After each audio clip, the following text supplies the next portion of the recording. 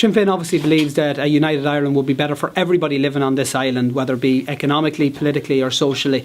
But the reality is that Brexit has changed the entire dynamic of this debate, and people are now asking themselves the question, what would a united Ireland look like? So Sinn Féin have set out one scenario of what Irish unity may mean for real ordinary citizens, and we want others, other political parties, civic societies, people living across the island to come together and have discussions about what they would like to see in a united Ireland, so that we can actually start the campaign to really bring about not only a referendum north and south, but actually win that referendum in both jurisdictions.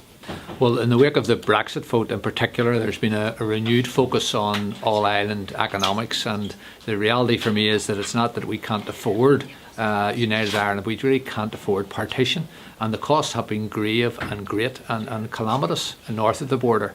And in fact today we're really a Division B economy, I would say. We've been left behind by the rest of the island. The average wage north of the border is €25,000. The average wage south of the border is €37,000.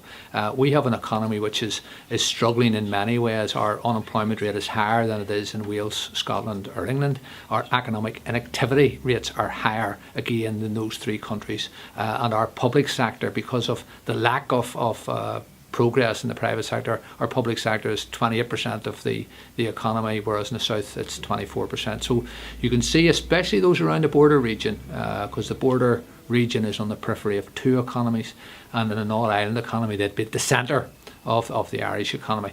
But you can see actually now the realisation spreading far beyond the border region, the realisation that partition has been bad for people, bad for prosperity, bad for the economy, bad for standards of living. And I do believe passionately that Professor Kurt Hubner is right when he says that a united Ireland would bring renewed growth across the island, would bring a €35 billion boost to the economy north and south between now and 2025, and in fact would end this regression of the northern economy, and across the island we would have a shared and prosperous economy. It's a hugely significant contribution to the debate which we think needs to be had around the reunification of Ireland by purely peaceful and democratic means.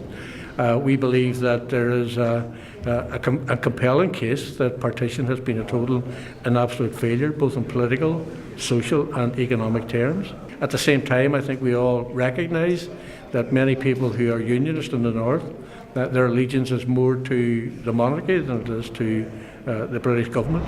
And of course, when many people see the way in which the British government have treated all of us in terms of this disastrous decision to take us out of Europe, then I think there's an important conversation to be had in the time ahead. But it's also critically important for us as Irish Republicans to be very open-minded about how we protect the British identity of those who feel differently from ourselves, and we are prepared to do that.